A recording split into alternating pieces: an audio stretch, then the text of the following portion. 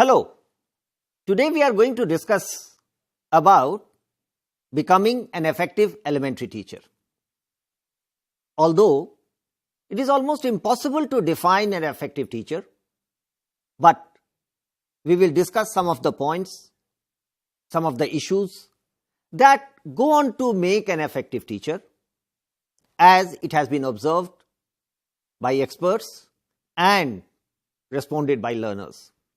What will be the most important condition of becoming or calling somebody an effective teacher? That would be an effective teacher would be one who is able to augment learning in his/her students. What is the final outcome of our teaching? The final outcome must be that our learners are able to learn more through our help, our interaction, that is classroom interaction. So an effective teacher would be one who helps learners learn more and faster. So a teacher at elementary level, at secondary level, at senior secondary level or higher education level would have different methods and qualities to augment learning. We cannot have the identical or same qualities of a teacher who is teaching to a 6-year-old, that is class 1, or to an 18-year-old at the college level. Because at every level, the child is different and the methods of imparting learning or imparting the content would be different. Because every child at every stage transforms. So, the same child who had different methods of accepting or hearing a lecture or interacting with teacher in the classroom at 6-year-old, or when the same child goes on to secondary or senior secondary at the age of 14 or 16, will have entirely different acumen and methods of reacting.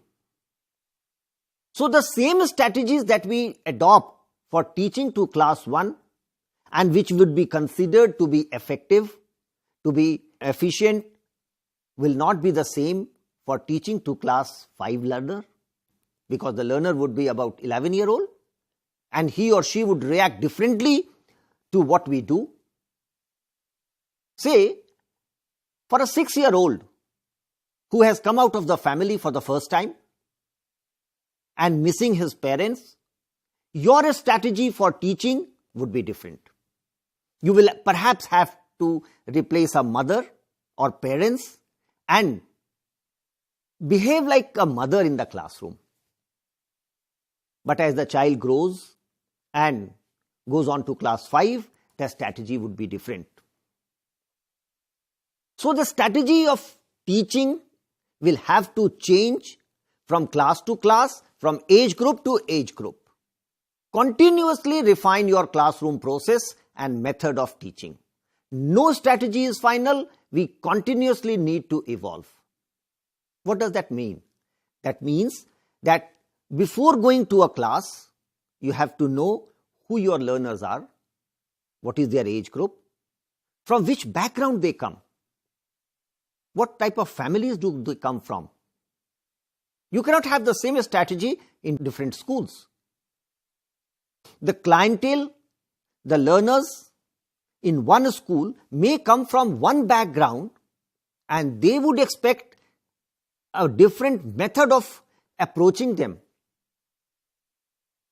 Say, to explain this, if you are teaching in a rural setup and your children come from families which are first generation learners, the parents are not educated, they have never been to school, so your strategy will have to be different.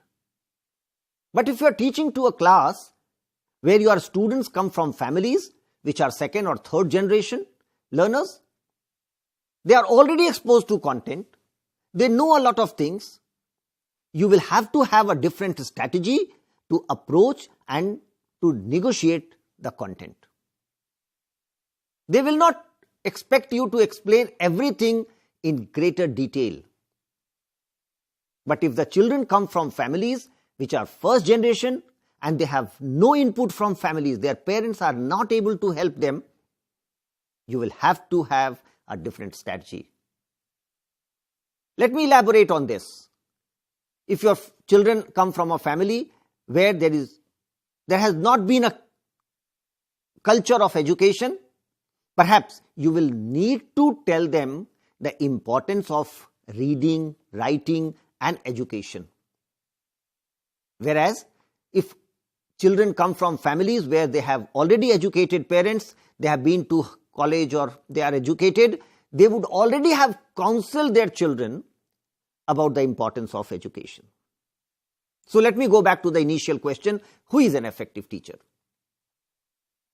If your children of class 1 go back home and tell their parents what they have learned, they are able to speak a few correct sentences, they are able to tell their parents what they have learned, their parents will get encouraged and send them to school. But if you are talking at a level which is not befitting them, they may not learn, they may not get encouraged to remain in class. So you have to decide through your interaction with the learners what you are going to teach and how you are going to teach. Every child, every day is a new child. The parents might have scolded the child before coming to school. The child was feeling lethargic while coming to school, and he or she has been pushed to the school. Now it is your responsibility. Our job is very difficult. We are mother or father or parents to large number of children in the class. The expectation from us is huge. Parents at home manage 1, 2 or 3 children, but we in the classroom manage large number of children, and children from different backgrounds, different mental setup, and every day they come with different baggage to the classroom. One child might have been pampered, another might have attended a party and slept late, one might have been scolded, the third may have gone on a trip and is tired. How do you adopt one strategy to teach all of them? And that is the challenge to you, to us, when we go to a class. I am especially referring to young children 6 to 14 years, and that is our job, elementary teacher. So, what do we do? How do we manage this class? I will say, first assess yourself. We must continuously assess ourselves, and we are the best judge. Ask yourself the question after every class, have I been effective today?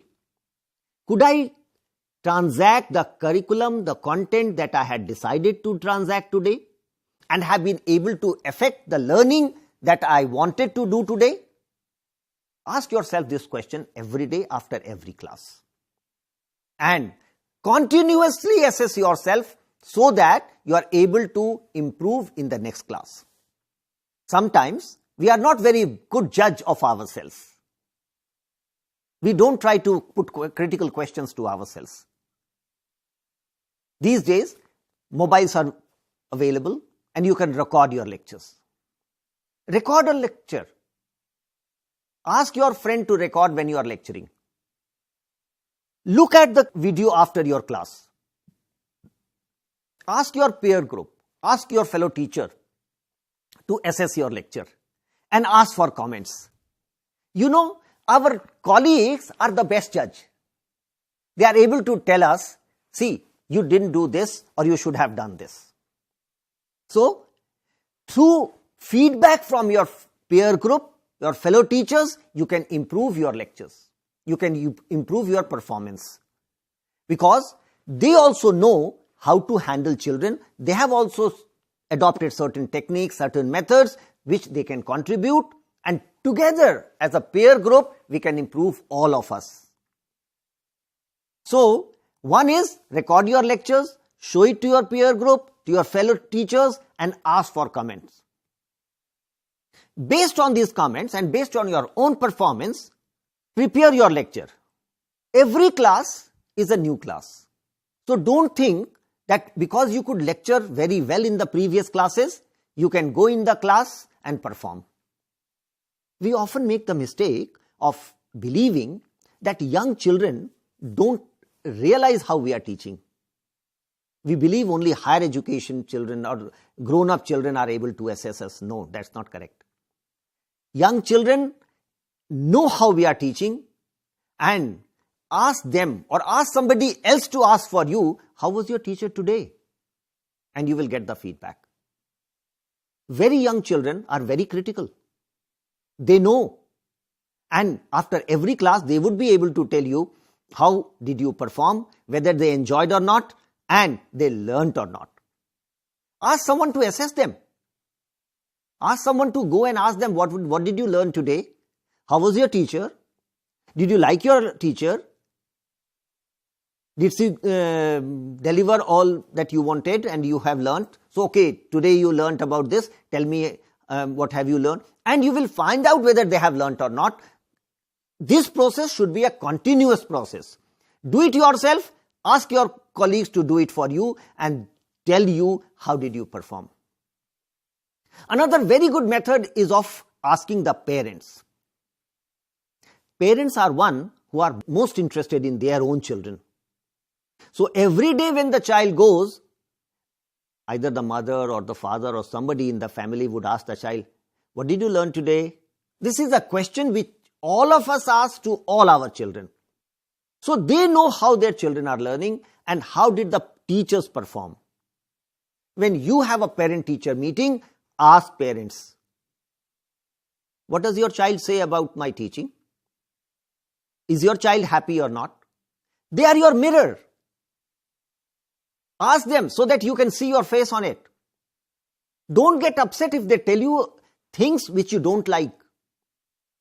And don't punish the child after you have heard what their parents say. I'll give you a very good example. There was a child who met a counselor. And the counselor asked him, how is your teacher? The child said, oh, she is very strict. She doesn't like us to shout in the class. She doesn't like us to talk in the class. So when we talk, she is very angry and she also punishes us. We are asked to stand outside the class. The counselor, like a good counselor, told him, oh, your teacher beats you? She slaps you? That's not done. Go tell your teacher, next time she slaps you, she can lose her job. The child, like a slave, went and told the teacher, ma'am, if you beat us, if you slap us, your job can go, you will be dismissed. The teacher was very upset. And she started ignoring that child. When the parent-teacher meeting took place, the teacher told the parents, your child is very indisciplined. He tells me if you beat me, your job can go, you can be thrown out of your job. The parents were very upset because parent knew that the counselor had told him. Now what do the parents do?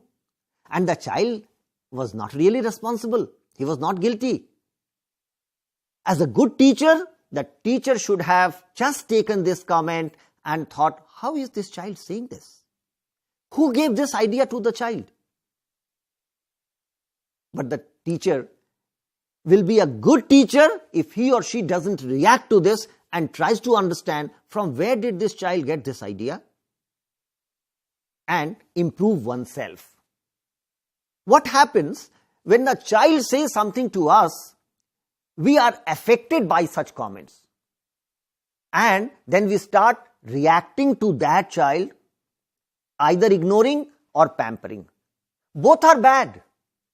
We should neither pamper a child in the class nor punish a child in the class for our own understanding, our own feelings.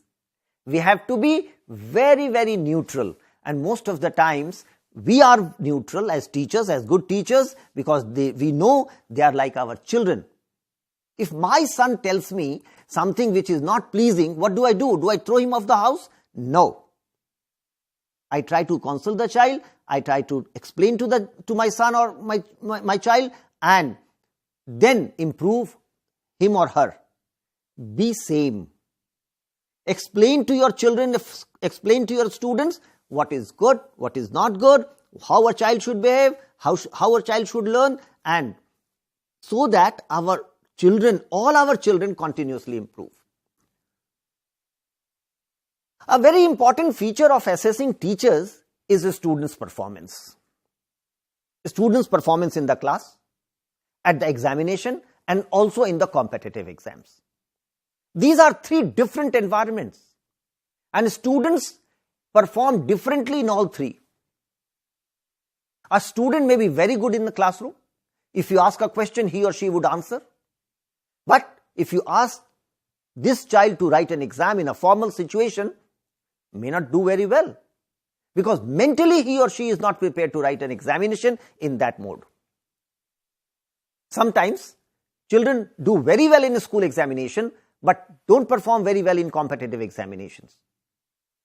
We know of children who do very well in school exam, but in the competitive exam they don't fare well, they don't get through. You have to prepare your child for all environment. So, if we know that our children have to perform in a national competition or a formal exam, take mock tests. Give them mock competitive exam in your classroom. Know your job and do it. In the sense that if you know my children have to perform in a competitive exam, how should I prepare them? And preparation makes perfect. If you give your children more examination, more mock tests, more slap tests, then they will do well. Prepare them for this.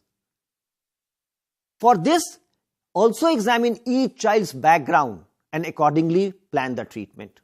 You cannot have the same treatment for all children all the time. One child may be good in one area, but may not be very good in another. So, you have to know about each child. Give time to your children. I know it's very difficult. Sometimes our class are very big, large size class, and it's difficult to give time to each child. But then, be patient and hear your children. It may be a good strategy to sometimes just sit and hear your children. Just have an interaction classroom. Okay, today we are going to discuss about what we want to do. And see how children come out. They will tell you what they want, what they are enjoying, what they liked. This is reflecting on your teaching. What is important in children's life? The habit of learning. We have been saying spoon feeding is bad. But what do? We inculcate the habit of learning and learning to learn. Because the process of learning should not stop. If you work hard with your children and they perform well, good. But then what happens in life? Because you worked with them, you taught them so many things, they did well, but in life they could not do well because you did not inculcate in them the habit of learning. So don't just prepare your children to pass an exam or a competitive test. Inculcate the habit of learning continuously so that they succeed in life. What is our success? Our success is that our children who we teach are prepared for life and do well in life. How can you do it? Be liberal in praising your learners. Convey your disapprovals through your body language. And your approvals and disapprovals matter. In a classroom, you don't always need to scold children. Sometimes you can just give a smile and that will change the whole scenario. If a child gives good answer, just say that and it has done the wonder. Your child will know, other children would know that when you give a right answer, madam gives you a smile. That is the tact. Use all your body. Give them a signal that you have seen and the child has done well. And also, peer assessment is a good strategy. Plan and give peer assessment in class. Put 5 children in a group and ask them to assess each other. then ask them to give their assessment of other children. This works because they listen to their peer group. They listen to their friends. If a friend says you did well, they will be happy. And also use parents. Parents and managements are very important in improving students' performance and ultimately your effectiveness. Parents help us in achieving our goal but also make our job difficult. Manage parents, counsel them. What do I mean? Tell parents when they come what they should do, what they should not do. Parents transfer their burden to children. You have to become a scientist. You have to become a pilot. You have to become this. You have to become that. The children come to class believing they are going to become this. You have to tell them how they should behave in life, how they should just enjoy life and learn. Inform and educate your parents and your management. When you meet your parents in group and tell them how not to counsel their children. Educate your management. Your management will also always want that all your children should get 95% marks because they are interested in only showing that my children got good marks and high marks. That's not our job in the class. Our job in the class is to make good human beings, a complete personality. A child who learns to live with others and be a good human being in society. That is our job, and this you will have to tell your parents, your management, this is my job and this is what we do. So in conclusion, what do we have to say? No one is born a good and effective teacher. We have to work and become an effective teacher. If we take good training, if we work on ourselves, if we work on our methods, we will become a good teacher. And continuously keep working on it.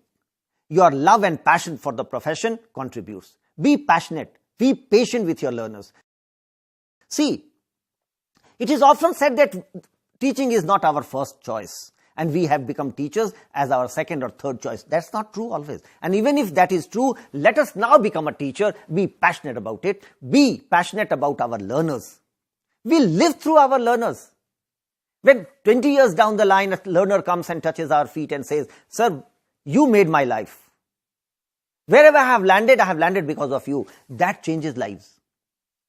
Every parent will have 1 or 2 or 3 children to tell them, "Parents, you did something for me." As teachers, hundreds and thousands of children come to us and tell us, "Teacher, it's because of you that I am here." That is teacher effectiveness. If students come back to you and tell you, "Sir, madam, you changed my life. Wherever I am because of you," that is our achievement and that is an effective teacher. So constantly update your skill, update your knowledge and keep working on it so that you know how times are changing and how you should change yourself. Read good literature. There are examples of good teachers and their experiments in the classroom. I can remember of one, Gijubhai Vadeka. Read Divaswapna. Gijubhai Vadeka was a lawyer from Gujarat and he became so passionate about teaching and children. He went to a school and taught children. He has done many experiments. I can narrate you these, but I won't. I would like you to read the book Divaswapna. Gijubhai made many experiments. But unfortunately, we never remember Gijubhai. Read Divaswapna and replicate some of these in your class. Don't lose touch with your learners. They are the best and ultimate judge of our effectiveness. Keep talking to them. Hear them. Listen to them. Ask them to tell you. They are so honest, they will tell you on your face. And as teachers, we should not get affected by adverse comments or their feedback. At the end, I will say, our job is very difficult, almost impossible, and effective teacher, the expression is almost an impossible term, but then if you are able to do it, don't forget, there is a massive reward for it because the satisfaction it gives to us when somebody comes and tells us, "You are my teacher." We work to become an effective teacher, and through continuous progress, continuous working on it, we become effective teacher. I congratulate you on your decision to get trained as an elementary teacher, and I hope some of the points that I have mentioned and one can mention many more points. These will contribute to becoming an effective teacher. All my best wishes, and I hope the points that I have raised you will practice in your class, in your school, and also share with others how to become an effective teacher. Thank you very much.